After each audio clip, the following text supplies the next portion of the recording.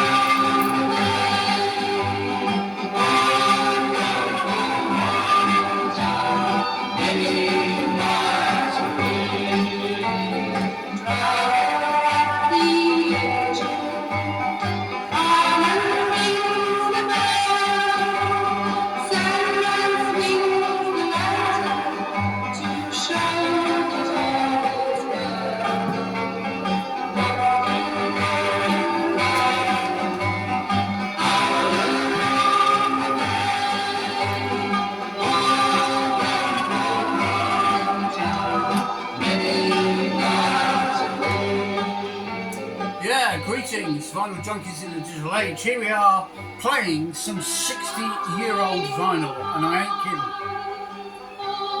kidding. It does say in some very small print on the back of there that it's in mono. There's no barcodes. This particular record came out through EMI, it came out on the Music for Pleasure label. And it's an old Seekers album that's been renamed, it seems, twice, because it says the 4 and only Seekers there, and on the back it says Hide and Seekers. So, why am I reviewing 60-year-old Seekers records, do you suppose?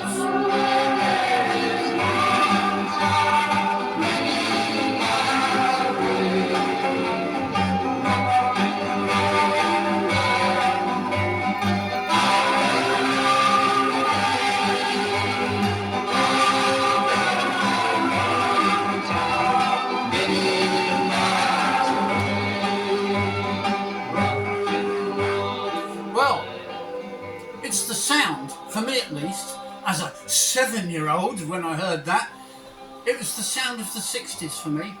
My mum played Peter, Paul and Mary records, Everly Brothers records and Seekers records. And Peter, Paul and Mary, and the Seekers in particular, concentrated on covering a lot of relevant music, but also some traditional music. The Seekers covered so many different genres in a poppy, friendly, fun kind of way. It was irresistible to listen to, and because it informed much of my early childhood, believe it or not, it stayed with me all this time. That was Morningtown Ride, and that was a top 10 hit in the UK for the Seekers. Now let's not get the Seekers confused with the New Seekers, because they're completely different groups. It was a member of the Seekers that started the New Seekers when the original Seekers were not continuing as they had been for a period of time. So he formed what we call the New Seekers, who are nothing like the Seekers. Right, okay, so as we don't have to explain that any further or over-explain it, we'll get on with this review, shall we? We're reviewing the Seekers from the 60s. Quoted as being too pop to be folk and too folk to be rock. So they were an Australian folk and pop musical group. They were formed in Melbourne in 1962. Now, the members of the main lineup of the Seekers, they started out as an all-male band, playing around Australia, clubs and bars and all kinds of different venues. And they came to the point where one of the members of the group left, and rather than replace him with another guy, they thought they'd try a lady, and the lady they wanted was a traditional jazz singer by the name of Judith Durham, no less. And she was a vocalist for the group. She could play piano, and she was pretty good on the tambourine, because this was pure pop folk, no drums, hardly ever in any of the Seekers records or recorded career. Atoll Guy was their double bass and additional vocalist. Keith Potka, he played 12-string guitar and he also played banjo, and it was him that eventually formed the New Seekers in 1971.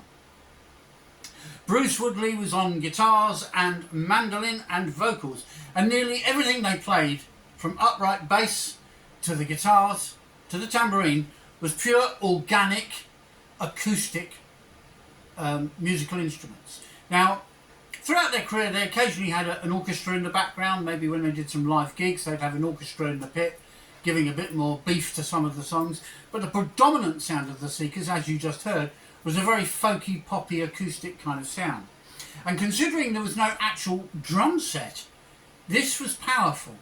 These songs have stayed with me since, as I said, the age of 6 or 7 and onwards. They still resonate with me today. I love them. And a lot of it is to do with Judith Durham's voice, although she doesn't sing on everything the Seekers did, as you're going to discover. And as I say, for me they were the sound of the 60s, without a doubt. The Beatles were big, the Stones were big, although the Seekers arguably sold more records than the Stones did in that period of the 1960s. The Who were big. There were lots of big sounds at the time, but the ones that resonated the most with me were these songs that the Seekers did. They covered songs, for example, written by people like Bob Dylan, Peter Seeger, John and Michelle Phillips, Tom Paxton, another name, Lennon and McCartney. They even attempted the occasional Beatles song. Tom Springfield, now he's an important character in the story of the Seekers.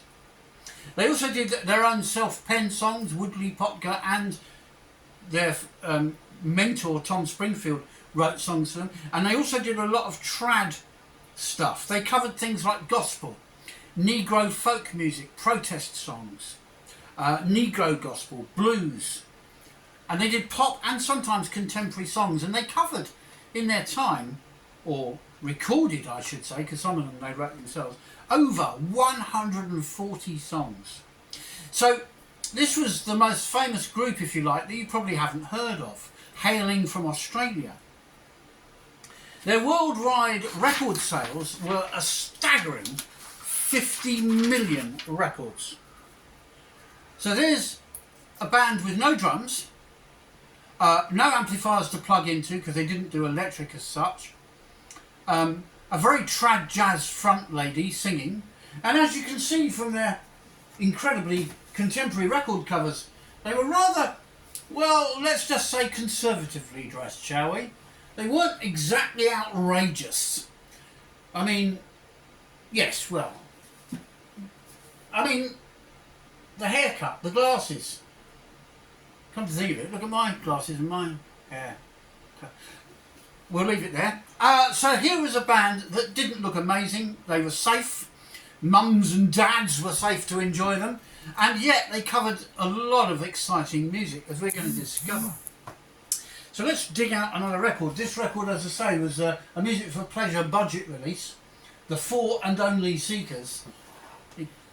And they were a band who didn't have the most amazing album titles either. But Judith, at least, liked riding a bike. Is that a euphemism for something? We won't explore that any further. The sound of the Seekers. This came out on the Regal label, which was one of EMI's labels. And from this record, I'm going to play you a little something, a bit of Colours of My Life. Look at the back of the record. The front is very shiny, covered in a kind of cellophane-y stuff that they glued on or heat shrank on. But the back cover is noticeably much duller. Very, very 1960s. Very safe and very conservative. So, yeah, I'm going to get my torch out now to check we get the right track. So this track, again, resonated with me all back in those days.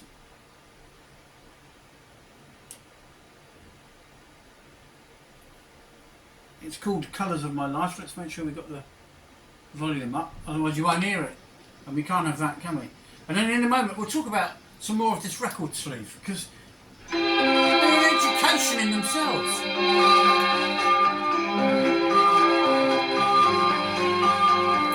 I can't seem to get my sleep now and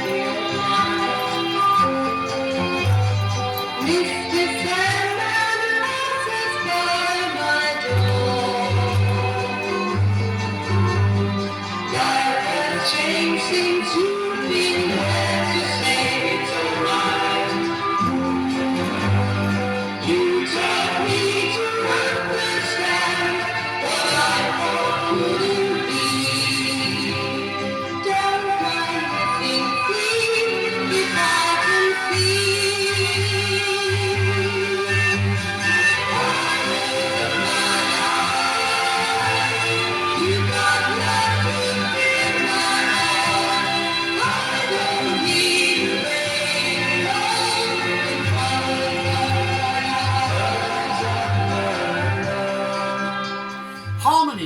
mean, they weren't a million miles from the Beach Boys on some of their songs. So melodic, and that's what comes through. You don't always have to have thumping drums. You don't always need power chords played at excruciating volume. You don't always have to have electronic synthesizer effects and electronic keyboards. You don't necessarily need Hammond organs to get a really great, melodic, fulfilling sound, and that's exactly what the Seekers offered. Okay, a lot of it was down to the vocals, but even so,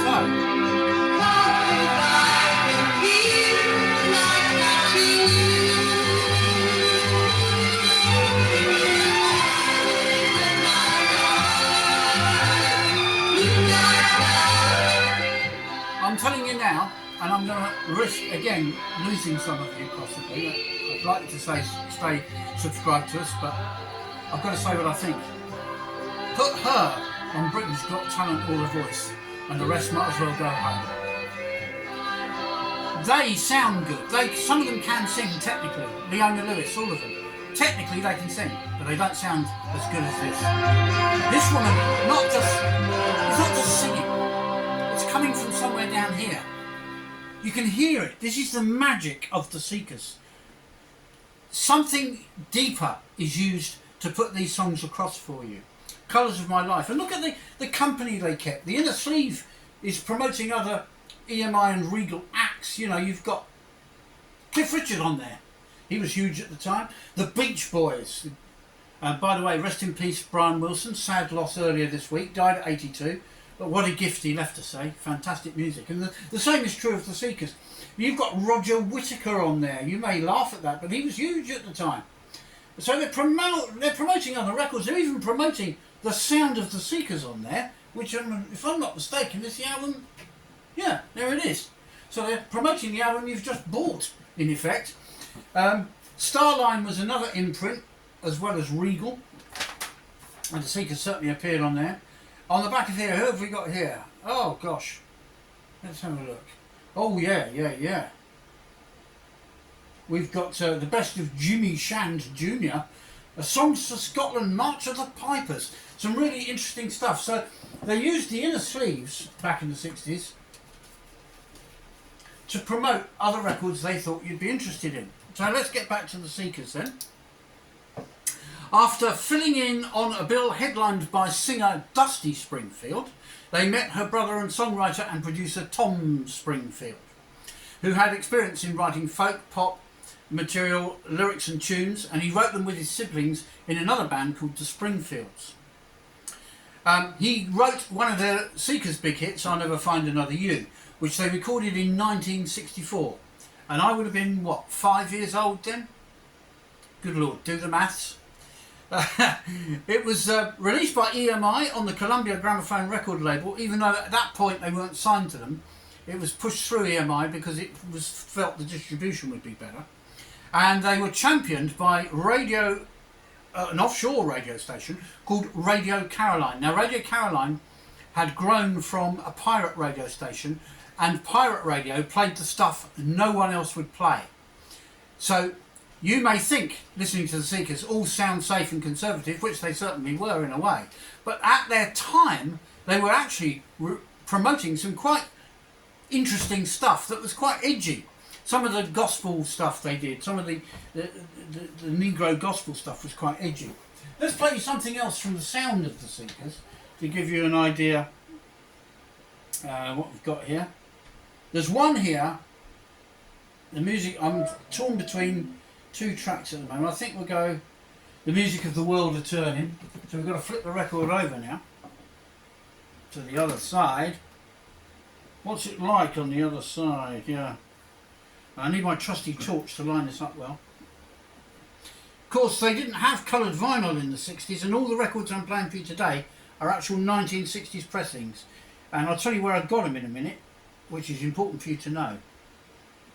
I hear the music of the world turning, can't you hear the sound of the world turning? If you stop and listen, you can hear things grow.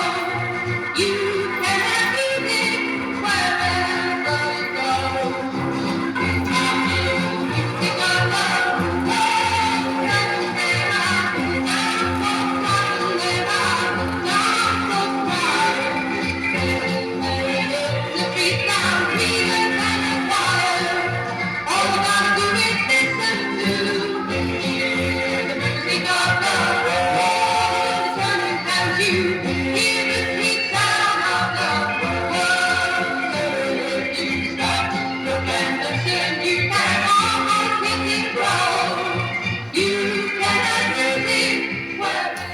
music wherever you go, and I think if any track would sum up the Seekers the best, it's the sound of the music of the world are turning. The Seekers did music, but they didn't just do music, they did world music. They did things from all over the spectrum and folkified and popified it to this incredible, powerful melodic sound without much power behind it. There was no real amazing amplification, there was no overwrought vocals, no attempts to scare the socks off you, to put it bluntly. This was purely a very melodic band doing very melodic stuff in a very melodic way. And as we said at the beginning, too pop to be folk and too folk to be rock, and yet they were a bit of all of them in their own way. Despite the fact the group had not signed a contract with EMI as we said, the single reached the top 50. This is I'll Never Find Another You we're talking about, and began selling well, thanks to EMI's distribution of course. In February 1965 it reached number 1 in the UK and Australia, and number 4 in the United States of America. And at this point it's important to note, here was a safe, conservative, rather staid dressed group, rather almost naive looking, in a world when the word gay meant happy and not a lot else. And yet here they were selling records by the million in UK, Australia and America all at once. They had to have something to be doing that, didn't they? I'd say so. Right, so I'll Never Find Another You was the 7th biggest selling single in Britain in 1965, though their own track that came later, The Carnival Is Over, released later in the year, would eventually eclipse it, and it went on to sell 1.75 million copies worldwide. So this was indeed a very big selling group. And while we're on the subject of singles, let's quickly recap using our Guinness Book of Hit Singles here. I think I remember telling you last time I used it. It's the 13th edition. But in there, it tells us that the Seekers had, let's see, 1, 2, 3, 4, 5, 6, 7, 8, 9 chart hits in the UK. And according to this, 2 of them were number 1s. 3 of them were top 3. I mean, this is incredible. I'll Never Find Another You, A World of Our Own. The Carnival Is Over, Someday, One Day, Walk With Me, Morningtown Ride, which we played at the beginning, Georgie Girl, oh yes, and When Will the Good Apples Fall, one of my personal favourites, that. Emerald City was their final chart hit in 1967. So they were a chart band, both home and abroad it would seem, not just in their homeland of Australia, but all over the world. And that from a group you probably don't know much about and haven't heard of. The Seekers, in fact, were the first Australian group, as it goes, or the first Australian pop group, if you can call them that, to have a top 5 hit in Australia, the UK and the US charts all at the same time. Australian music historian Ian McFarlane described their style as concentrated on a bright, up-tempo sound, although they did have their bluesier moments as well. It's worth noting.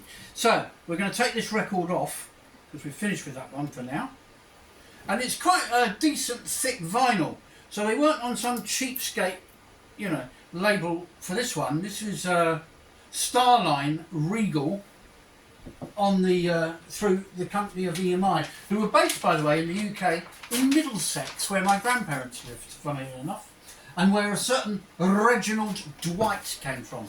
Better known to you as Elton Hercules John. It's a good point to mention that the next video next week will be Elton John. We're going to start with Goodbye Yellow Brick Road, his magnum opus, and then the following week we're going to review his most recent recording with Brandy Carlisle. So all that's coming up very soon. So the next album we're going to look at by the Seekers is Come the Day. So far I've shown you 3 Seekers albums, all of them very 60s with their glossy covers, the rather conservative clothing of the Seekers themselves, and then the back being a matte sort of finish. This back cover shows them in concert with their upright bass and their acoustic guitars, and there's Judith Durham very gaily playing her tambourine. Absolutely fantastic stuff. So This record then is called Come the Day. What have we got on the inner sleeve on this one? More Cliff Richard, some Des O'Connor, Pink Floyd. Whoa, steady on. That's a bit radical, isn't it? Pink Floyd on a Seekers album, inner sleeve. Oh, steady now. Might get excited. Right, so we mentioned amongst their hit singles in the UK, we mentioned the fantastic Georgie Girl. Get ready to bounce along a little bit. This one is a real bouncy tune, real upbeat. This is the sound of the Seekers, ladies and gentlemen, on a track called Georgie Girl. Hey there, Georgie girl, swinging down the street so fancy free. Nobody you meet could ever see the loneliness there inside you. Hey there, Georgie girl, while you all the world just pass you by. Could it be you just don't try, or is it the clothes you wear? You're always window shopping, but never stopping to buy. So shed those downy feathers and fly a little bit. Hey there, Georgie girl, there's another Georgie deep inside. Bring out all the love you hide, or else what a change there'd be. The world will see a new Georgie Girl.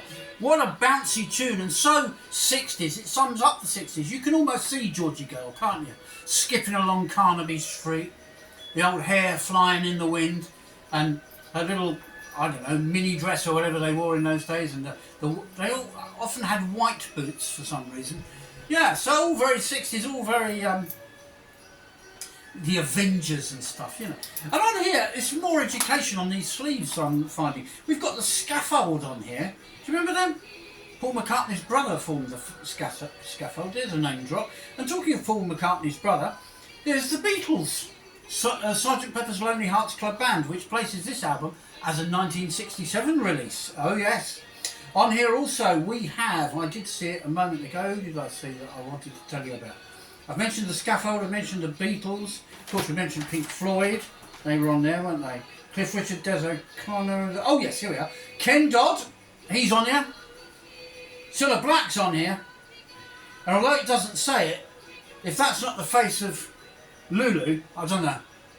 I might be a case of mistaken identity, but that looks to me like Lulu. So it's very, very interesting what you find on these records. And that was, as I say, Georgie Girl. We'll play another track in a moment. Got to decide which one. Now on this album, Come the Day, the track Georgie Girl is followed by their version of Yesterday. But I'm after a Pete Seeger song to play you instead, so more exciting to me than Yesterday. The Seekers then, as we now know, were quite a magnificent, wide-selling, wide-ranging group. They weren't limited or localised or cult. They weren't under the radar. They were very much a chart band. They did albums, and bear in mind in the 60s, albums was a new format for pop and rock and folk music. Albums traditionally by singers like Cliff Richard and stuff in their early days were really just a bunch of 3 or 4 hits and the rest was filler. But as the Beach Boys and the Beatles and so on and the Stones and even the Seekers showed us, albums could be a lot more than that. What really set the Seekers apart from anybody else in those days was the distinctive soprano, of course, of Judith Durham. The group's vocal harmonies and their memorable songs encouraged the British media at the time, including the National Broadcasting Agency on radio and television, the BBC, to give them more and more exposure. So they didn't have all the hype and stuff we get today. They didn't have the big music machine, the pop machine if you like. They didn't have the moguls like Jonathan King and Simon Cowell and these kind of people.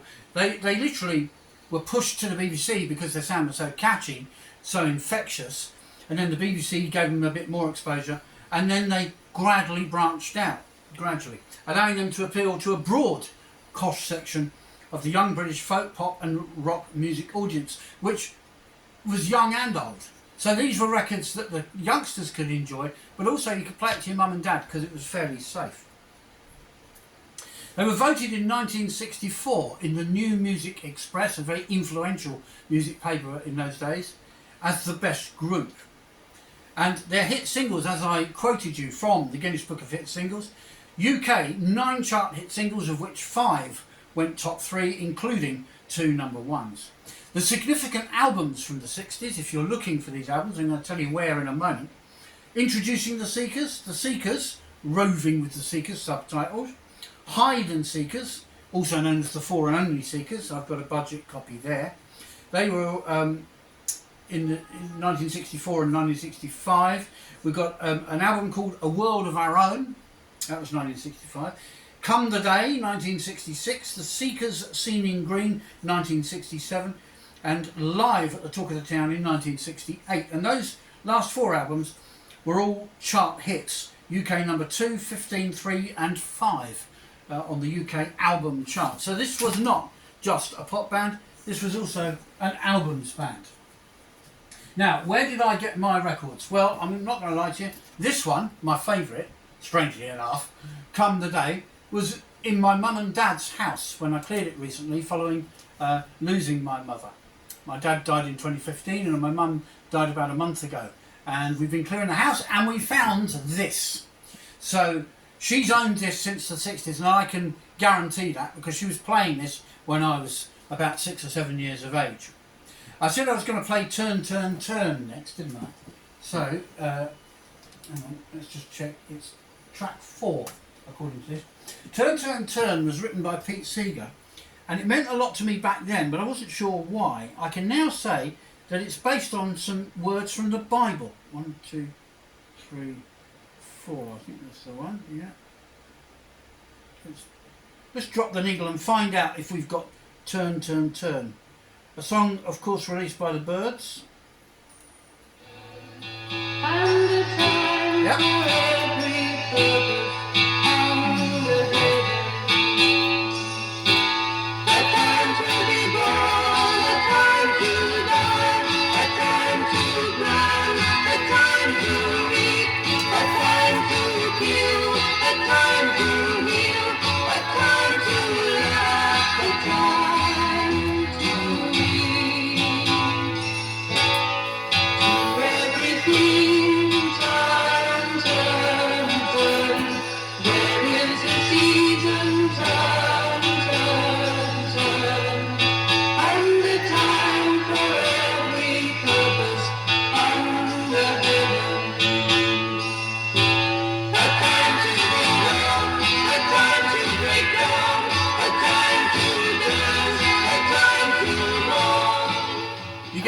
And you've probably heard that song 100 times by the Byrds and possibly by the Seekers without realising it. The Seekers were played on a lot of radio stations back in the day, right through the 70s and probably into the 80s. You don't hear them much on any radio now. It's a shame because they could teach a lot of the artists today a lot of things. We're going to be losing many of these old artists. Dear old Elton, we've already lost quite a few, haven't we? We've lost Charlie Watts, drummer with the Stones, ZZ Top are hanging on by a thread. We're losing all these great artists from the past, from the eras I lived through and other people of my age group. And they're worth preserving. So, to find Seekers albums, you need to check charity shops. 2 of these albums I've played today are from charity shops. They rarely will cost you more than £1, and you're getting all this contemporary rock, folk, pop, and some spiritual stuff. They cover things like Kumbaya, for example. And this one by the Byrds, Turn, Turn,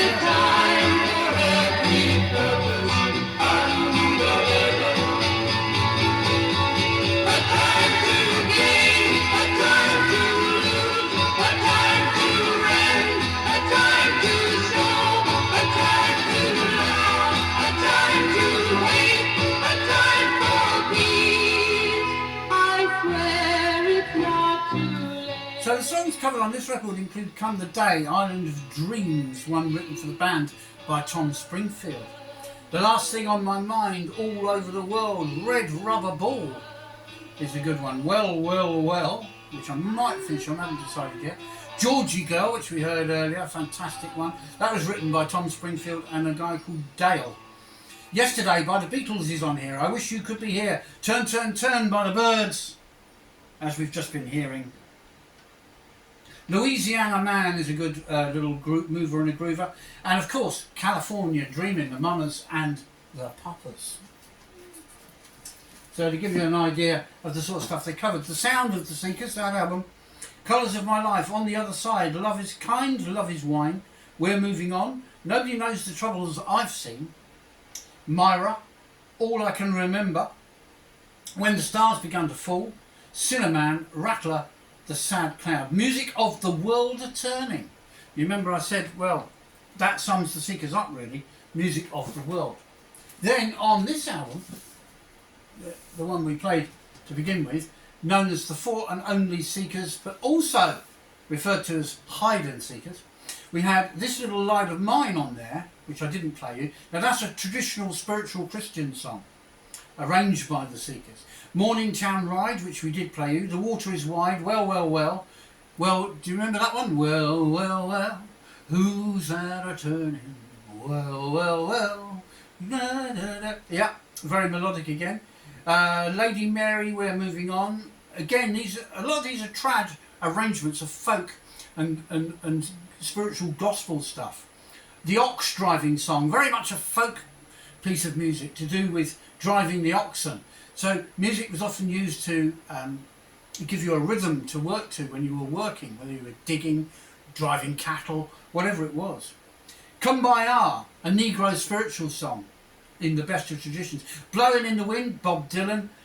The Eriskay Love Lilt, a very obscure kind of folky number. Chilly Winds, written actually for the Seekers by Potger, I mentioned him earlier. What Have They Done to the Rain? And Chilly Winds by Potger is a bit of a bluesy sort of thing. But I'm trying to sum up what I'm going to finish with. Well, I'm going to finish with something off one of the other records, just to blow your minds. So, for me, the sound of the 60s, which I've brought to you today, lovingly. Yeah, I love you guys, I won't lie. I will put that down there while we sort this one out. And what I'm going to play off this, I've decided to finish on a kind of party note. You may remember the Beach Boys loved to do the odd party tune. They did Barbara Ann. Well, they weren't the only ones who liked a bit of a party song.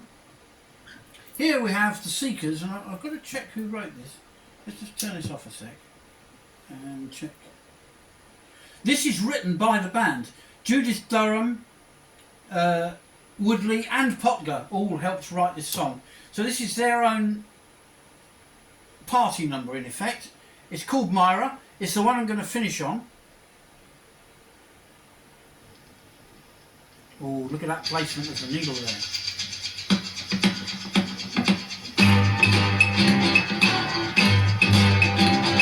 Bit of a calypso rhythm going on here. This is the sound of the Seekers.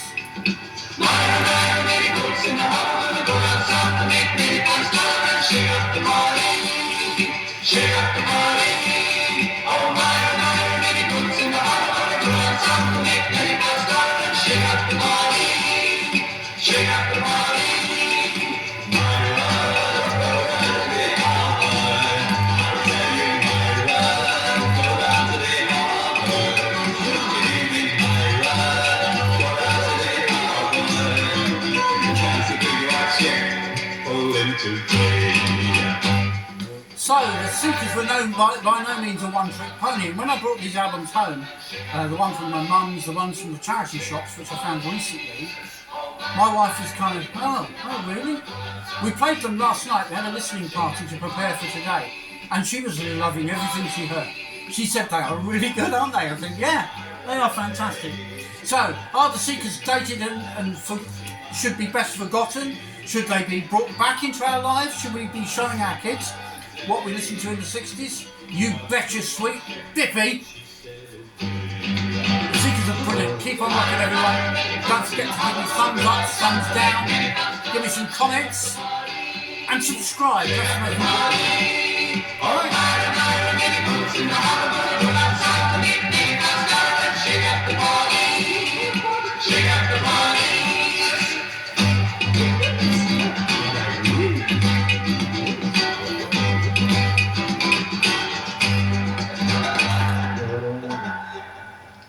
There we go. That's all you're getting from me, folks.